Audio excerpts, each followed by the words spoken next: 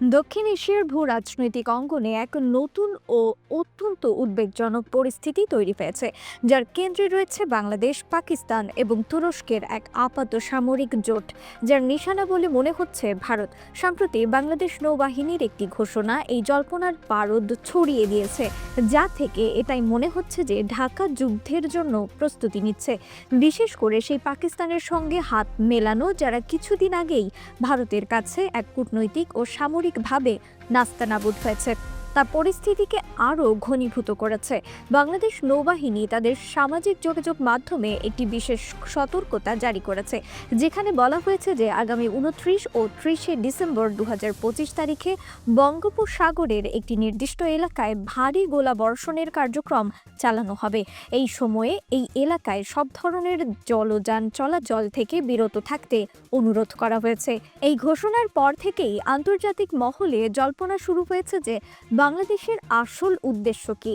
তারা কি আসলেই ভারতের বিরুদ্ধে যুদ্ধ ঘোষণা করতে চলেছে, নাকি এটা শুধুমাত্র নিজেদের সামাজিক শক্তি প্রদর্শনের একটি অংশ।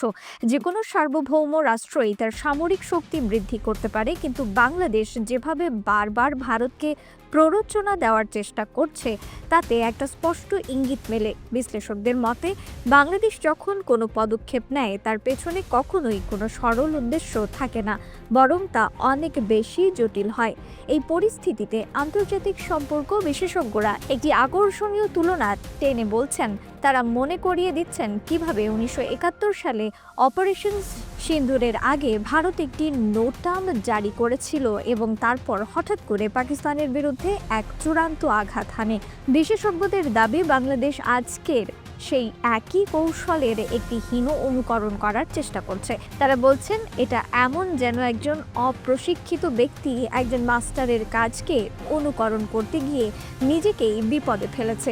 বিশেষজ্ঞরা এমনকি বাংলাদেশের সামরিক বাহিনীকে সাধুবাদ জানিয়ে বলছেন যে ভারত যে অক্লান্ত পরিশ্রম করে বাংলাদেশকে প্রশিক্ষণ দিয়েছিল, সেই প্রশিক্ষণ আজ তাদের কাজে লাগছে।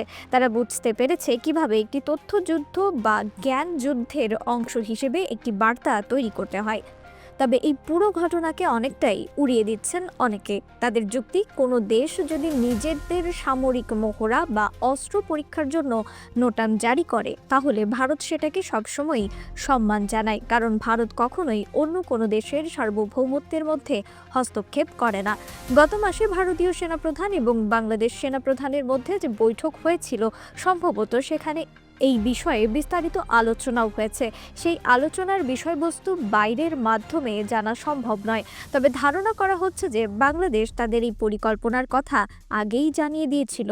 এদিকে পাকিস্তান ও তুরস্কের সম্পৃক্ততাকেও অনেকটাই তুচ্ছ বলে মনে করছেন কৌশলগত বিশ্লেষকরা। তারা বলছেন পাকিস্তান ভারতের বিরুদ্ধে সরাসরি যুদ্ধ ঘোষণা করার সাহস বা ক্ষমতা রাখে না। এর পেছনে ভূগোল একটি বড় কারণ।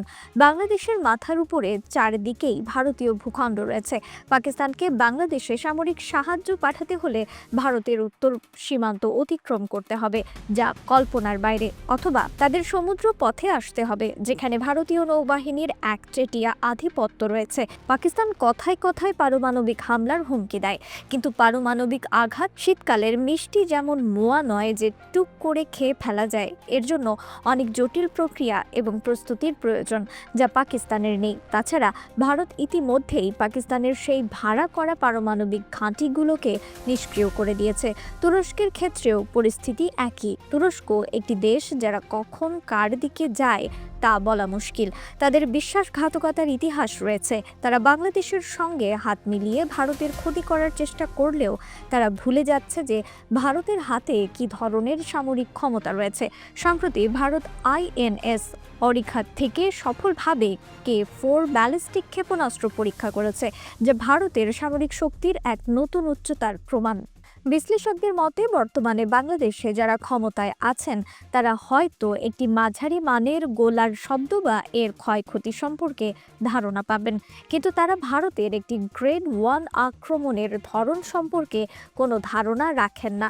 তাই বলা যেতে পারে বাংলাদেশ নিজেদের জন্য একটি সিনেমার ট্রেলার বানানোর চেষ্টা করছে, কিন্তু সেই সিনেমা তারা কখনোই তৈরি করতে পারবে না। সব মিলিয়ে এই পুরো পরিস্থিতিকে একটি মনস্তাত্ত্বিক যুদ্ধ হিসেবেই দেখছেন বিশ্লেষকরা, যেখানে বাংলাদেশ ভারতকে ভয় দেখানোর একটি অনভিপ্রেত এবং ব্যর্থ চেষ্টা করছে, আর ভারত শান্ত এবং আত্মবিশ্বাসী হয়ে সবকিছু পর্যবেক্ষণ করছে।